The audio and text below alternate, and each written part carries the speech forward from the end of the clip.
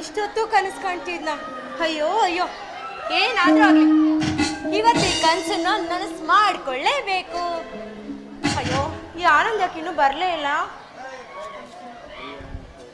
ಲಕ್ಷ್ಮಿ, ಲಕ್ಷ್ಮಿ, ಏಕೆ ನನ್ನ ಈ ಉದ್ಯಾನವನಕ್ಕೆ ಬರಕ್ಕೆ ಹೇಳ್ದಿಲ್ಲ? ಏನಾಗ್ಬೇಕಾಯ್ತು? ಏನೇ ಇದ್ರು ಮನೆ ಹತ್ರನೇ ಬಂದು ಮಾತಾಡ್ಬೋದಿತ್ತಲ್ಲಮ್ಮ. ಕೆಲವೊಂದು ವಿಚಾರಗಳನ್ನ ಎಲ್ಲೆಲ್ಲೋ ಮನೆ ಹತ್ರ ಇನ್ನೆಲ್ಲ ಮಾತಾಡೋದಕ್ಕಿಂತ ಈ ತರ ಪ್ರಶಾಂತವಾಗಿರೋ ವಾತಾವರಣದಲ್ಲಿ ಮಾತಾಡಿರ್ತಾರೆ, ಆ ದೇವ್ರ ಫಲ ಕೊಡೋದು. ಅಂತ ಫಲ ಕೊಡೋ ವಿಚಾರವಾದ್ರೇನು ಲಕ್ಷ್ಮಿ? ಬೇಗ ಹೇಳು, ನನಗೆ ಬೇರೆ ಕೆಲಸ ಇದೆ, ಸ್ವಲ್ಪ ಬಂದಿರ್ಕೋಬೇಕು. ಏನ ನೀನು? ನನಗಿಂತಾನು ನಿಂಗೆ ಬೇರೆ ಮುಖ್ಯವಾದ ಕೆಲಸನೇ ಇರುತ್ತಾ? ನೋಡು, ನಂಗೆ ಸುದ್ದಿ ಬಳಸಿ ಎಲ್ಲ ಮಾತಾಡಕ್ ಬರಲ್ಲ, ನೇರವಾಗಿ ಮಾತಾಡ್ಬಿಡ್ತೀನಿ.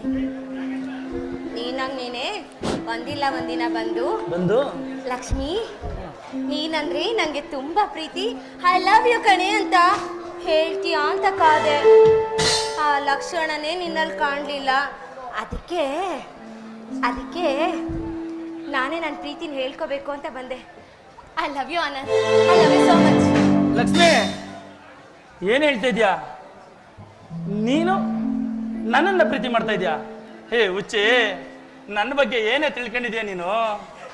ಇರುವುದಕ್ಕೂ ನೆಲೆ ಇಲ್ಲದೆ, ಉಡುವುದಕ್ಕೂ ಬಟ್ಟೆ ಇಲ್ಲದೆ, ಕೆಟ್ಟ ನಕ್ಷತ್ರದಲ್ಲಿ ಹುಟ್ಟಿ ಬೆಳೆದ ನಾನೇ ತಿರುಪೆ ಎತ್ತಿ ಜೀವನ ಸಾಗಿಸ್ತಾ ಇದ್ದೀನಿ. ತಿಪ್ಪೆಯಲ್ಲಿರುವ ಚಿನ್ನ ಉಬ್ಬರಿಕೆ ನೋಡಿ ಆಸೆ ಪಡ್ಬೇಕೆ ವಿನಃ ತಿಪ್ಪೆಯಲ್ಲಿರೋದಕ್ಕೆ ಬಯಸ್ಬಾರ್ದಮ್ಮ.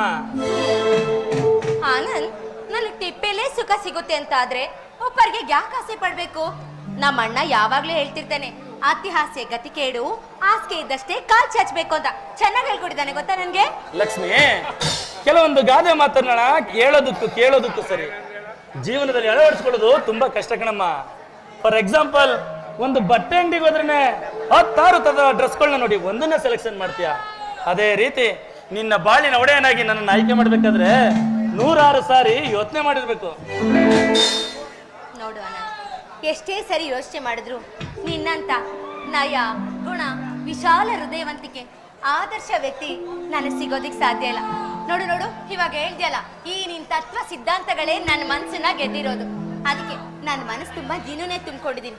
ಪ್ಲೀಸ್, ನಾವಿಬ್ರು ಆದರ್ಶ ಪ್ರೇಮಿಗಳಾಗಿ ಈ ಸ್ವಚ್ಛ ಆಕಾಶದಲ್ಲಿ ಹಕ್ಕಿಗಳ ತರ ಹಾರಾಡ್ತಾ ಸಂತೋಷವಾಗಿರೋಣ. ಏನಂತೀಯ? ಲಕ್ಷ್ಮಿ, ನನ್ನ ಮನಸ್ಥಿತಿ ನಿನಗೆ ಏಕೆ ಅರ್ಥ ಆಗ್ತಾ ಇಲ್ಲ? ನಿನ್ನ ಅಣ್ಣ ಆಕಾಶ್ ನನ್ನ ಜೀವನದಲ್ಲಿ ಸಂಪಾದಿಸಿರುವ ಉತ್ತಮ ಸ್ನೇಹಿತನ ತಂಗಿಗೆ ಕಣ್ಣಾಕಿದ್ರೆ ಅನಂತರ ಆಕಾಶ್ ನನ್ನ ಮಿತ್ರ ದ್ರೋಹಿ ಎಂದು ತಿಳ್ಕೊತಾನೆ. ಆಗ ನಾನು ಬದುಕಿದ್ದು ಸತ್ತಂತೆ. ಯಾವತ್ತು ಸ್ನೇಹಿತನ ತಂಗಿ ನನಗೂ ಕೂಡ ತಂಗಿಯಾಗಿರ್ಬೇಕು. ನನ್ನ ನಿನ್ನ ಸಂಬಂಧ ಅಣ್ಣ ತಂಗಿಯ ಸಂಬಂಧ. ನೋಡು ಲಕ್ಷ್ಮಿ, ನೀ ತುಂಬಾ ಓದಿದ್ಯಾ, ನಿನಗೆ ನಾನು ಹೇಳಿರೋದೆಲ್ಲ ಅರ್ಥ ಆಗಿದೆ ಅಂತ ತಿಳ್ಕೊಂಡಿದ್ದೀನಿ. ನಾನು ಇನ್ನು ಬರ್ತೀನಿ ಲಕ್ಷ್ಮಿ. ಆನಂದ್, ಸ್ನೇಹ, ಗೆಳೆತನಕ್ಕೆ ಎಷ್ಟೆಲ್ಲ ಬೆಲೆ ಕೊಡೋ ಒಳ್ಳೆ ಮನಸ್ಸಿಂದು ನಿಮ್ಮಂತ ಒಳ್ಳೆ ವ್ಯಕ್ತಿನ ಕೈ ಹಿಡಿಯೋ ಯೋಗ್ಯತೆ ನನಗೆ ಇಲ್ಲ ಅನ್ಸುತ್ತೆ. ನಿಮ್ಮಂಥವ್ರು ಜೀವನ ಪೂರ್ತಿ ಸಂಗಾತಿಯಾಗಿ ಬಂದಿದ್ರೆ ನಾನು ಬಾಳ ಎಷ್ಟು ಚೆನ್ನಾಗಿರ್ತಿತ್ತು.